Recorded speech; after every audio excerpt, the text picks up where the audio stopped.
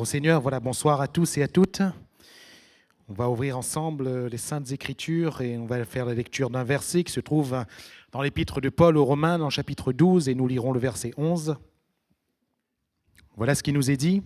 « Ayez du zèle et non de la paresse. Soyez fervents d'esprit. Servez le Seigneur. Amen. » Servez le Seigneur. Est-ce que nous servons Jésus? Peut-être que notre cœur répond oui. Peut-être que d'autres, franchement et honnêtement, diront non. Et peut-être que beaucoup auraient un gros point d'interrogation, étant mitigés, demandant au Seigneur, est-ce que je te sers vraiment ou pas? Est-ce que nous servons le Seigneur? Un jour, Jésus va donner une parabole à ses auditeurs qui étaient là. Et dans Matthieu 21, versets 28 à 30, Jésus va dire « Que vous ensemble, un homme avait 2 fils. Et s'adressant au premier, il dit « Mon enfant va travailler aujourd'hui dans ma vigne. » Il répondit « Je ne veux pas. » Ensuite, il se repentit et il alla. S'adressant à l'autre, il dit la même chose. Et ce fils répondit « Je veux bien, Seigneur. » Et il n'alla pas. Servir le Seigneur. Servir Jésus. Ces 2 fils sont représentatifs de 2 catégories, bien distincts dans le contexte, si vous le lisez chez vous. Donc, en Matthieu 21, Jésus s'adresse aux pharisiens, aux scribes, aux religieux qui pensaient être droits devant Dieu et servir le Maître de toutes choses. Et bien sûr, ce fils qui va dire « je veux bien » et qui n'y va pas est représentatif de la nation d'Israël. Ce peuple qui a dit avec la bouche oui à la loi, mais qui a toujours échoué en ce qui concerne le véritable service de Dieu. Mes frères et sœurs, cet enfant qui va dire non et qui va ensuite y aller est représentatif de tous les païens, de tous les non-juifs, de tous les non-israélites qui au départ vont dire non à Dieu, mais qui ensuite vont se repentir et vont suivre Jésus. Alléluia. Vous et moi, nous ne sommes pas d'Israël, n'est-ce pas? À moins que je me trompe, s'il y a un juif dans la salle, levez la main. Mais vous et moi, nous ne venons pas d'Israël, nous ne sommes pas juifs. Mais Dieu nous a quand même aimés. Et Dieu nous a appelés. Et alors que nous étions loin de lui, alors que notre vie lui disait non, la grâce de Dieu a fait que nous nous sommes repentis. Et ce soir, nous voilà dans ce lieu. Alléluia. Parce que nous aimons et nous voulons servir le Seigneur. Je veux bien, Seigneur. Et il n'alla pas. Je veux bien, Seigneur. Et il n'alla pas. Nous qui sommes dans cette grâce, comment vivons-nous cette grâce? Nous qui servons Jésus ou qui faisons profession de servir Jésus, comment servons-nous Jésus? Est-ce que nous le servons réellement comme il nous le demande? Un enfant va dire non, je n'irai pas, ensuite il va y aller. Un autre va dire oui, j'irai, mais ensuite il n'y alla pas. Jésus est celui qui a dit au Père oui, me voici pour faire ta volonté. Et il est venu et il l'a accompli jusqu'au bout. Alléluia. Pour Jésus, ça a été un oui suivi d'un oui. Un oui de profession et un oui dans l'action.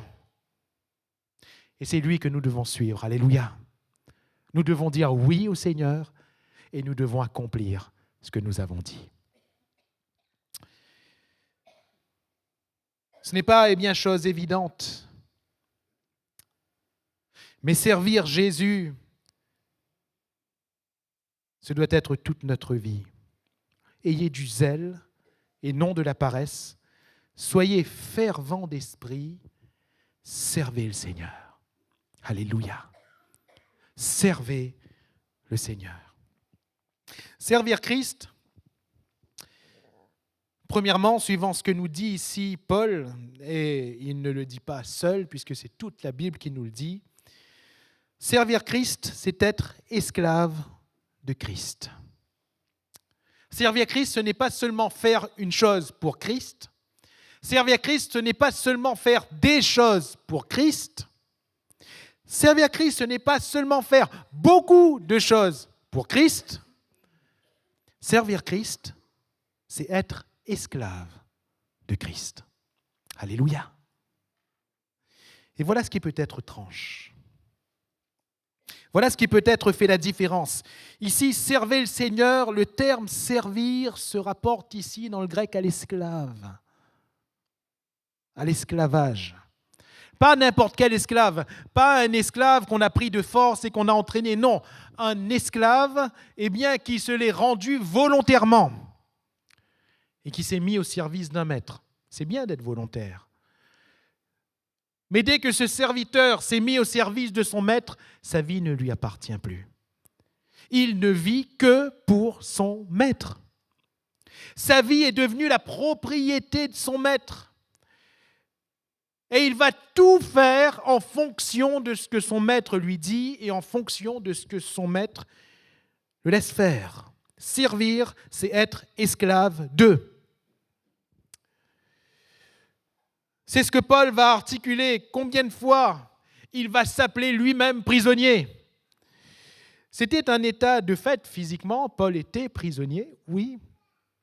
Mais voyez-vous, ce n'était pas son cœur. Bien qu'étant en prison, bien qu'étant mis en prison à cause de l'évangile de Jésus-Christ, bien qu'étant dans des chaînes, bien qu'étant entouré de soldats, selon toute vraisemblance, si on regarde à l'histoire romaine, de la manière dont les personnes, les condamnés étaient détenus, bien que maltraité, bien que parfois frappé, dans son cœur, Paul était libre. Libre. Libre de la prison dans laquelle il se trouvait, de la prison physique, je veux dire, libre des chaînes physiques, libre des coups physiques. Il n'était pas, sous l'influence, sous la pression de ce qui se passait autour de lui. Mais cependant, il va se qualifier de prisonnier. Il y a plusieurs reprises, par exemple, Philémon, chapitre 1er, verset 1er, il va dire qu'il est le prisonnier de Jésus-Christ. Le prisonnier de Jésus-Christ. Il ne dit pas le prisonnier de Rome. Il ne dit pas le prisonnier des Juifs. Il ne dit pas le prisonnier de tel ou tel gouverneur, de tel ou tel roi, de tel ou tel district. Il ne dit pas le prisonnier des Romains. Il dit prisonnier de Jésus-Christ.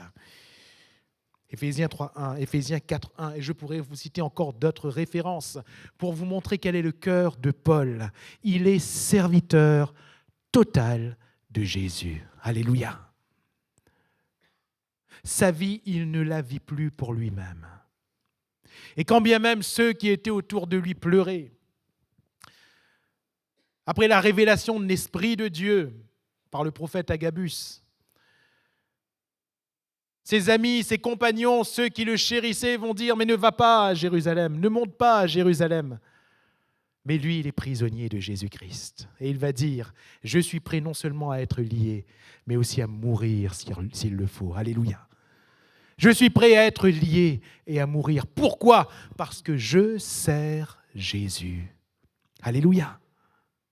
Paul ne dit pas « Je sers Jésus » parce que je prêche sur une estrade. Paul ne dit pas « Je sers Jésus » parce que je donne mes ordres à des églises. Paul dit « Je sers Jésus et je suis prêt à mourir pour lui. » Alléluia. Sommes-nous serviteurs ? Sommes-nous serviteurs ? Esclaves d'eux, prisonniers d'eux. Et quand nous sommes serviteurs, voyez-vous, Jésus nous laisse quelques principes. Dans Matthieu 11, nous connaissons tous cette invitation. Notre frère Frédéric l'a rappelé mercredi soir quand il va partager la parole. « Venez à moi, vous tous qui êtes fatigués, chargés, je vous donnerai du repos. Prenez sur vous mon joug et recevez mes instructions. Mon joug est doux et mon fardeau léger. » Le joug, c'est cette pièce, souvent de bois, parfois de fer, qu'on posait sur l'animal afin que l'animal ne fasse pas ce qu'il veut, qu'il ne se dirige pas comme il veut, mais qu'il suive les directives de celui à qui il appartenait. Et Jésus va dire, recevez mon joug. Nous, on aime bien la suite. Ah, merci parce que ton joug est doux, Seigneur. Merci parce que ton fardeau est léger. Mais n'oublie pas, mon frère, ma sœur, n'oublions pas ce soir qu'un joug reste un joug. Qu'un fardeau reste un fardeau. Et cela nous parle. Et cela nous dit, cela me dit, Joanne, tu ne peux pas faire ce que tu veux. Tu ne peux pas vivre comme tu veux, car tu ne t'appartiens plus à toi-même. Servez le Seigneur. Alléluia. Servons le Seigneur. Prendre son joug, c'est recevoir ses instructions, c'est Jésus qui va le dire. Prendre son joug, c'est entendre et recevoir sa parole, entendre et recevoir ce qu'il nous dit. Et c'est là où on commence à servir Jésus véritablement. C'est là. C'est là. Ce n'est pas en faisant pour Jésus, non. C'est en obéissant à Jésus. Alléluia. Est-ce que je sers Jésus avec zèle, avec force, avec courage? Est-ce que j'obéis à ses instructions avec toute ma volonté? Servir Jésus.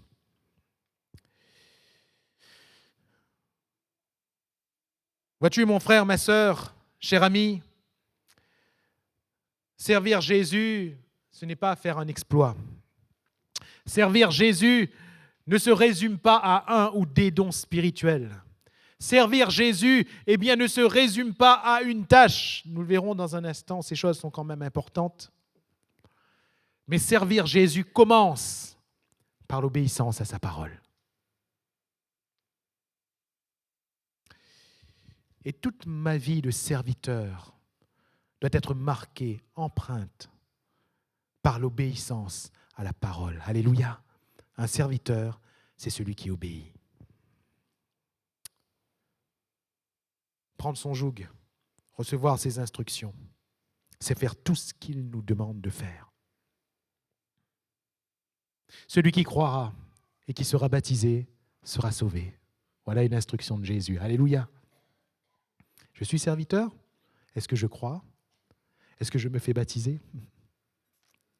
Celui qui persévérera jusqu'à la fin sera sauvé. Je suis serviteur. Est-ce que je persévère? Ne maudis pas, mais bénis. Je suis serviteur. Est-ce qu'il m'arrive encore de maudire?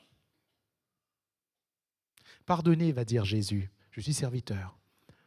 Est-ce que j'arrive à pardonner? Et voyez-vous, là, il ne s'agit pas de prophétie, de guérison de malades. Non, non.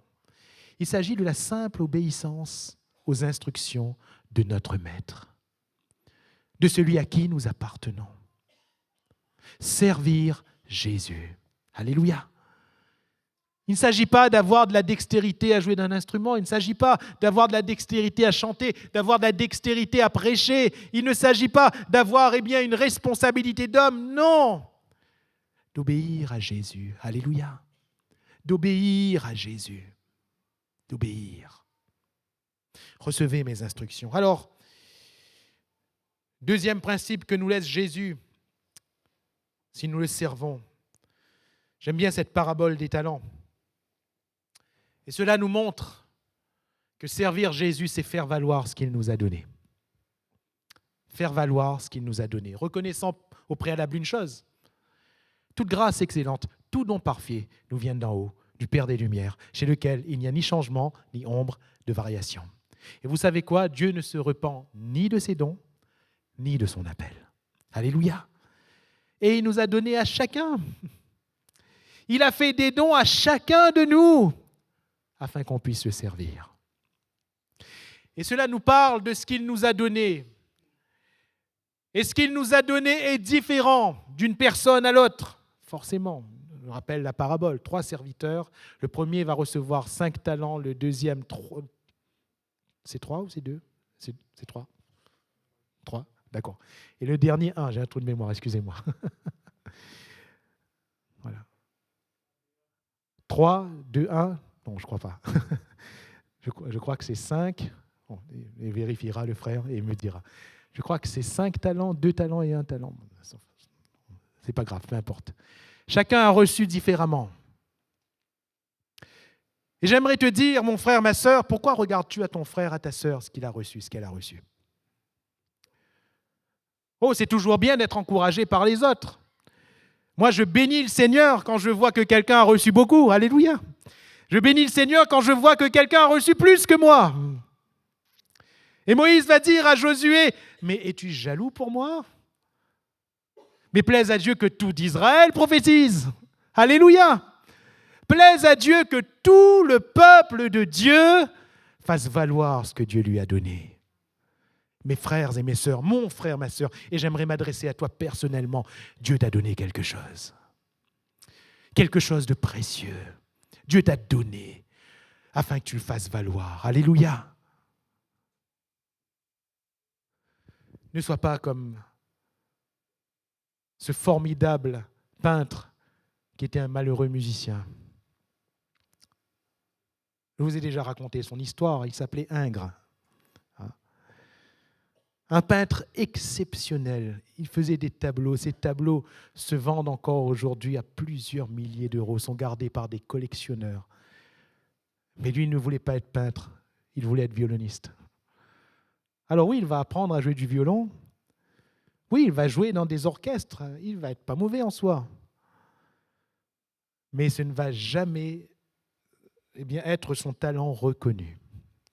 Jamais. Dieu lui avait fait un don. Et lui, il a préféré ce qu'il ambitionnait. Voyez-vous? Merci au Seigneur pour les rêves qu'il met dans nos cœurs. Mais attention à nos ambitions. Que nos ambitions ne prennent pas la place de ce que Dieu nous a donné. Alléluia. Et il faut avoir beaucoup de sagesse, beaucoup de recul et regarder à ce que Dieu nous donne. Merci, donc le frère Samuel me confirme 5 talents, 2 talents et 1 talent. Faire valoir ce que Jésus nous a donné. Quand nous servons le Seigneur, ce qu'il nous a donné est pour lui. Alléluia. Amen. Quand nous servons le Seigneur, ce qu'il nous a donné est pour lui. Peu importe le domaine, quand nous servons le Seigneur, nous n'avons pas peur d'investir ce qu'il nous a donné pour son royaume. Comment celui qui avait reçu 5 talents a pu en avoir 5 autres? Parce qu'il les a fait valoir. Et dans le texte littéral, si vous faites quelques recherches, vous voyez que très certainement, il a investi. C'est-à-dire que dans un premier temps, il a accepté de perdre ce qu'il avait. C'est pas évident ça. Il a investi. Et quand il a investi, il a travaillé. Ça pouvait être un commerce, ça pouvait être... Il a travaillé. Et au final, alors qu'il était passé de 5 à certainement 0, il est repassé ensuite à 10. 5 en ont donné 5 de plus.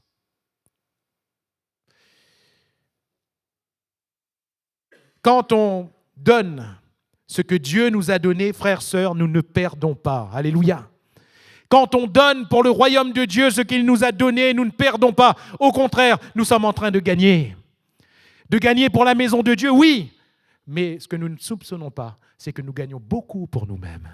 C'est que nous gagnons beaucoup pour notre propre famille. C'est que nous gagnons beaucoup. Nous ne voyons pas maintenant cet homme qui va investir ses 5 talents. Combien de temps ça a pris? On ne sait pas. La Bible nous dit qu'au bout d'un certain temps, on ne sait pas combien de temps ça a pris. Mais toujours est-il que quand le maître est revenu, il avait 10 talents. Alléluia. 10 talents. Et cela lui a rapporté beaucoup pour lui-même. Puisqu'à la fin, si vous vous rappelez de la parabole, celui qui avait gardé son talent dans un linge, on va lui prendre son talent et on va lui donner à celui qui avait 10 talents. Servir Jésus, c'est prendre son joug, recevoir ses instructions. Servir Jésus, c'est faire valoir ce qu'il nous a donné. Servir Jésus, c'est une vie de soumission et de souffrance. Servir Jésus, c'est souffrir pour lui. Et ça, c'est ce que nous aimons le moins entendre. Il y a des points dans ce que je viens de dire qui ne sont pas évidents. Mais là, nous touchons au point que nous aimons le moins. Matthieu 16, 24, Jésus va dire à ses disciples, si quelqu'un veut venir après moi, il doit faire 2 choses. Mais je pense que la première déclaration est importante. Si quelqu'un veut venir après moi, frères, sœurs, est-ce qu'on veut ? Est-ce que je veux servir Jésus ? Est-ce qu'on veut ? Est-ce qu'on veut vouloir la volonté ? Si on veut, la première chose à faire, renoncer. Renoncer. Renoncer. Accepter de perdre. Accepter de perdre ce qui nous est cher. Accepter de perdre ce qui nous coûte. Accepter de perdre. Renoncer. Renoncer. Certains, pour servir Jésus, ont renoncé à leurs biens. D'autres ont renoncé à une position. D'autres ont renoncé à un confort. D'autres ont renoncé à des relations. Beaucoup ont renoncé à la facilité. Mais servir Jésus, c'est renoncer. Vous allez me dire, mais si je renonce pour avoir une vie meilleure, il n'y a pas de problème. Si je renonce à une maison pour gagner un château, c'est bien. Hein ? Si je renonce à une 205 pour gagner une Ferrari, c'est bien. Frère, si je gagne plus, il n'y a pas de problème. Mais renoncer pourquoi ? Pour se charger de sa croix.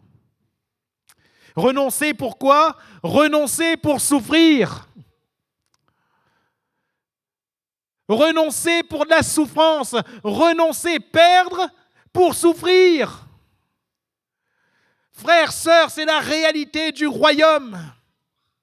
Nous ne perdons pas sur la terre pour gagner une vie meilleure sur la terre.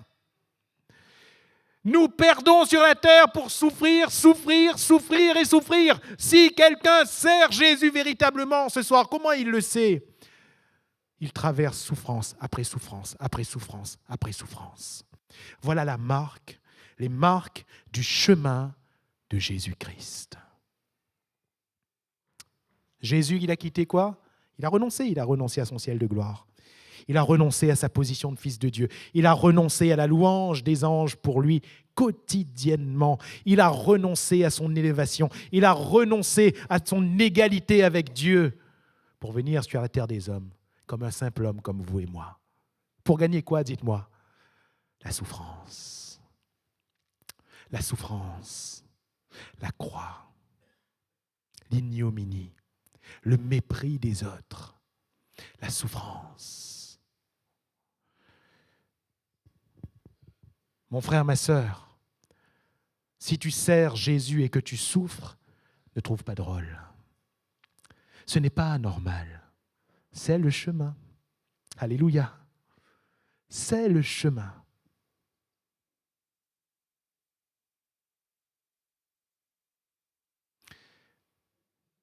Il y a un pasteur qui, à la dernière convention, nous disait « On ne lance pas de pierre sur un arbre qui n'a pas de fruits. » On voit un peu moins aujourd'hui, mais on connaît tous. Peut-être que nous-mêmes, nous l'avons fait.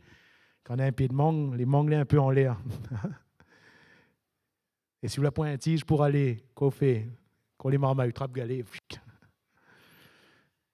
Mais si la point mangue dans l'arbre, ou lance pas galet. Il n'est pas utile, il est inutile. On ne lance pas de pierre sur un arbre qui n'a pas de fruits. Et si tu souffres, et si tu te prends des coups dans la vie, ça veut dire que tu as du fruit. Alléluia.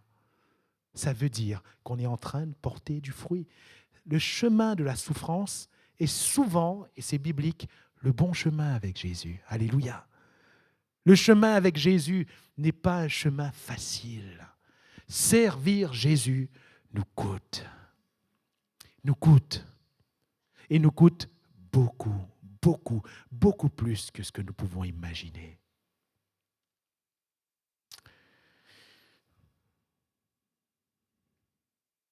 Mais j'aimerais vous dire ce soir que lorsque nous servons Jésus, nous avons accès à de grandes promesses. Alléluia. À de grandes promesses. Dieu n'est pas ingrat. Dieu n'est pas injuste. Dieu ne nous oublie pas. Alors j'aimerais en même temps faire quelques précisions sur ces promesses. Parce que nous les citons à tort et à travers. Or, la plupart des promesses, la plupart, est rattachée au service de Jésus. Nous les sortons de leur contexte, mais quand nous regardons au contexte dans lequel ont été énoncées ces promesses, c'est dans le contexte du service de Jésus-Christ. Exemple, je serai avec vous tous les jours jusqu'à la fin du monde. On aime dire ça, hein? Jésus est avec moi. Jésus ne m'abandonne pas. Oui, mais quand? Quand? Matthieu 28, versets 18 à 20, on peut le lire ensemble. Matthieu 28, 18 à 20. Jésus s'étant approché et leur parla ainsi, « Tout pouvoir m'a été donné dans le ciel et sur la terre.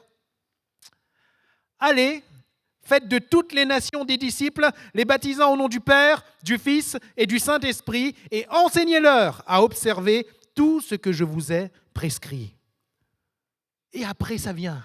« Et voici, je suis avec vous tous les jours jusqu'à la fin du monde. » Amen. Qu'est-ce que ce verset m'apprend? Jésus ne dit pas « Je suis avec vous tous les jours jusqu'à la fin du monde tant que vous vivez votre petite vie peinard tranquille. » Jésus ne dit pas « Je suis avec vous tous les jours jusqu'à la fin du monde tant que vous faites ce que vous avez envie de faire. » Jésus dit « Je suis avec vous jusqu'à la fin du monde » à la conclusion de son commandement qu'on appelle la grande mission. Allez, faites de toutes les nations des disciples. Servir Jésus, le fait de servir Jésus nous assure cette promesse. Alléluia. Tant que je sers Jésus, je peux être sûr que Jésus est avec moi. Amen. Gloire à Dieu. Mais si je ne sers pas Jésus, est-ce que je suis sûr que Jésus est avec moi? Non. Non.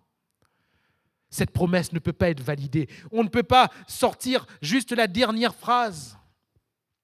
Non. Il y a un contexte. Et ce contexte est celui du service.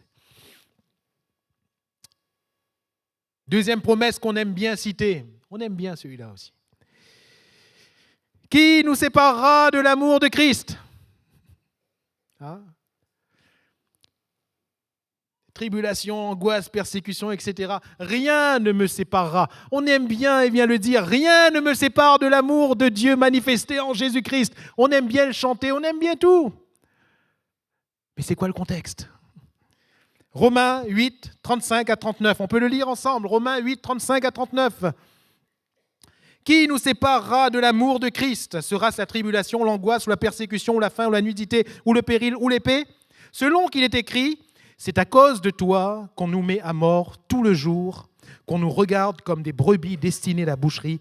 Mais dans toutes ces choses, nous sommes plus que vainqueurs par celui qui nous a aimés. Car j'ai l'assurance que ni la mort, ni la vie, ni les anges, ni les dominations, ni les choses présentes, ni les choses à venir, ni les puissances, ni la hauteur, ni la profondeur, ni aucune autre créature ne pourra nous séparer de l'amour de Dieu manifesté en Jésus-Christ, notre Seigneur. Amen.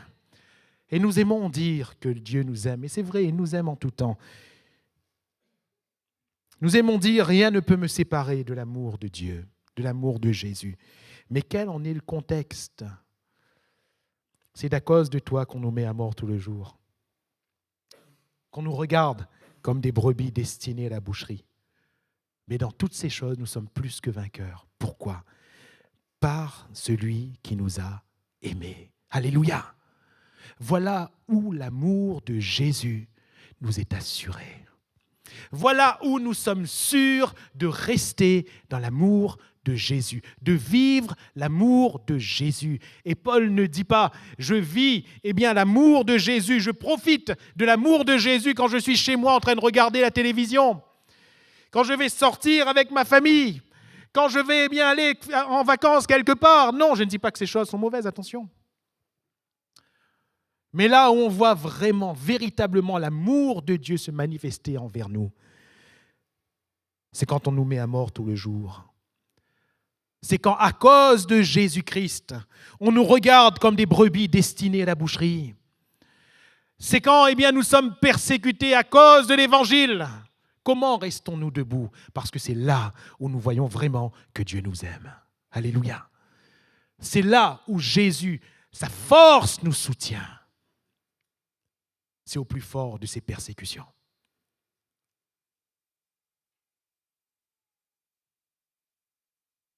Vous savez, il y a plusieurs années de cela, quelqu'un m'a dit, et croyez-moi, je ne méprise en rien, mais c'est juste pour l'exemple. Quelqu'un m'a dit, frère, prie pour moi. Il dit, qu'est-ce qui se passe?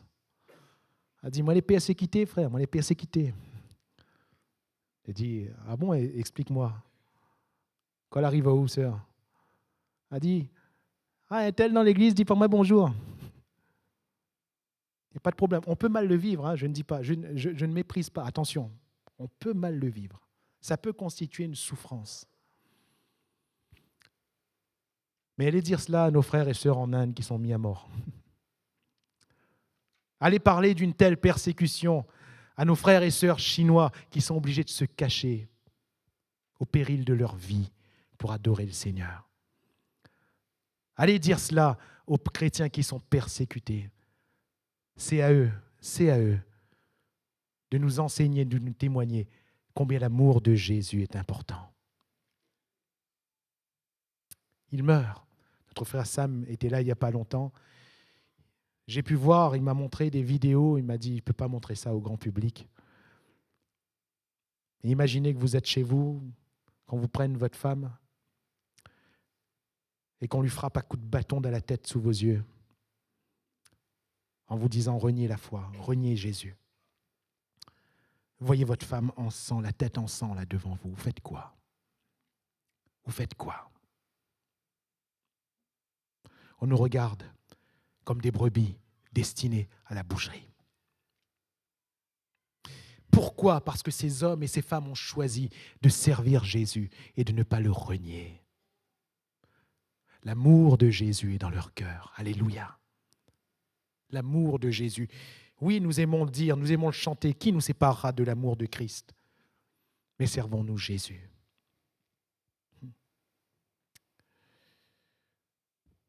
Voici les miracles qui accompagneront ceux qui auront cru en mon nom.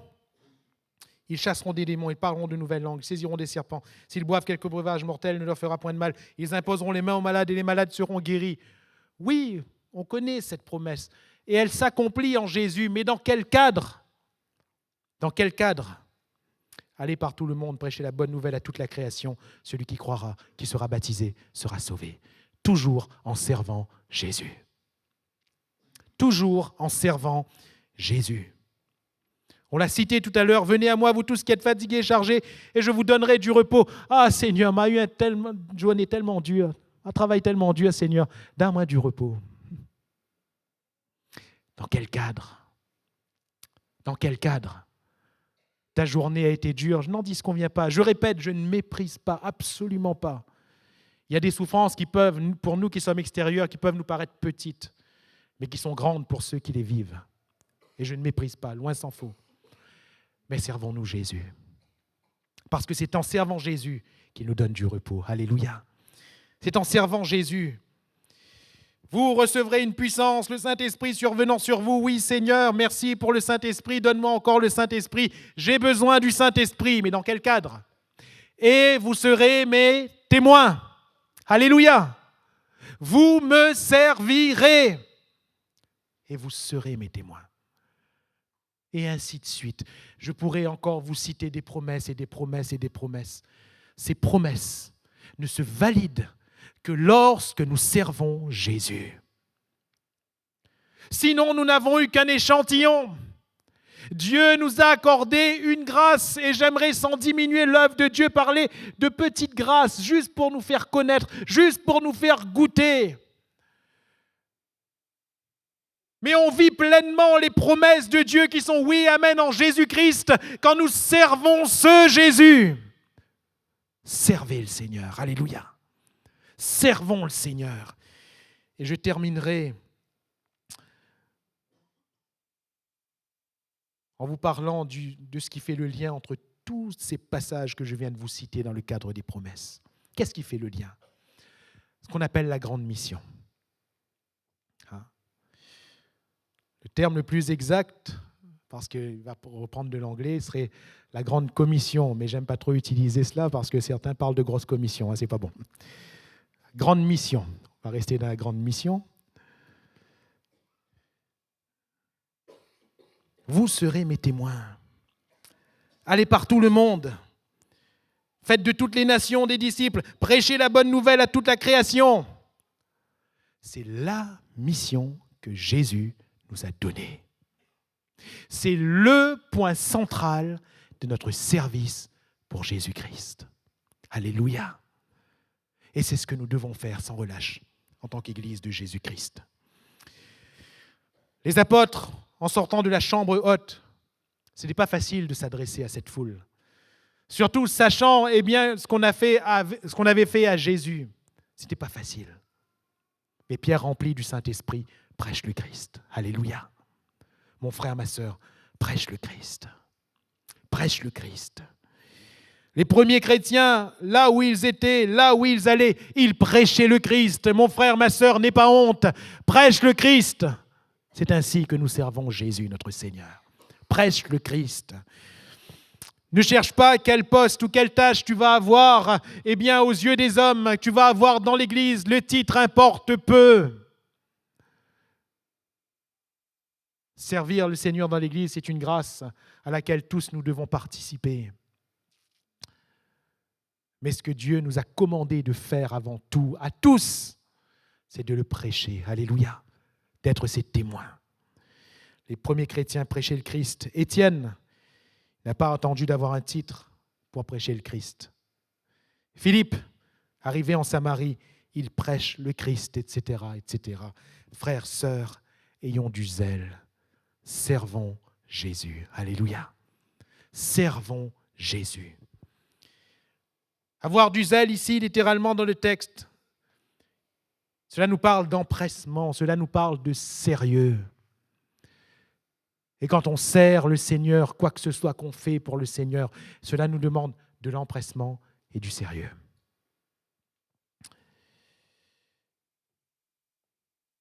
Et Paul va dire, soyez fervents d'esprit. Littéralement, ayez du feu. Pour servir Jésus, il faut avoir le feu. Alléluia. Les disciples, quand ils ont vu Jésus faire dans le temple, ils se sont souvenus qu'il était écrit « Le zèle de ta maison me dévore ». Le zèle de ta maison me dévore. Le feu, c'est littéralement bouillir de chaleur, et non pas de colère, bouillir de chaleur. Avoir un feu constant en soi pour servir Jésus. Suis-je serviteur? Sommes-nous serviteurs et servantes de Jésus? Ayez du zèle et non de la paresse. Soyez fervents d'esprit, servez le Seigneur. Ne nous contentons pas d'un évangile qui nous met à l'aise humainement. Ne nous contentons pas de commandements que nous arrivons à accomplir aisément. Ne nous contentons pas de promesses qui nous assurent un confort sur la terre, voire peut-être aussi dans l'éternité. Mon frère, ma sœur, le Seigneur t'a sauvé afin que tu le serves. Alléluia. Jésus est mort à la croix, il a payé le prix afin de nous racheter pour Dieu. Et il nous a rachetés, nous sommes à lui, nous ne nous appartenons plus à nous-mêmes, afin de le servir. Alléluia. De le servir en tout temps en obéissant à sa parole, de le servir avec ce qu'il nous a donné afin que nous mettions à contribution pour les saints, pour l'Église et pour ceux qui nous entourent, et afin de le servir dans la souffrance, dans les moments les plus difficiles, être témoin de Jésus-Christ, toujours parler de son nom. Les souffrances et les tribulations sont le lot des chrétiens, je le répète. Les souffrances et les tribulations sont le lot des chrétiens. Si je suis véritablement chrétien, il est impossible que je ne souffre pas. Si je suis véritablement chrétien, il est impossible que je ne rencontre pas d'obstacles, que je ne rencontre pas des difficultés. C'est mon lot. Un serviteur est-il plus grand que son maître?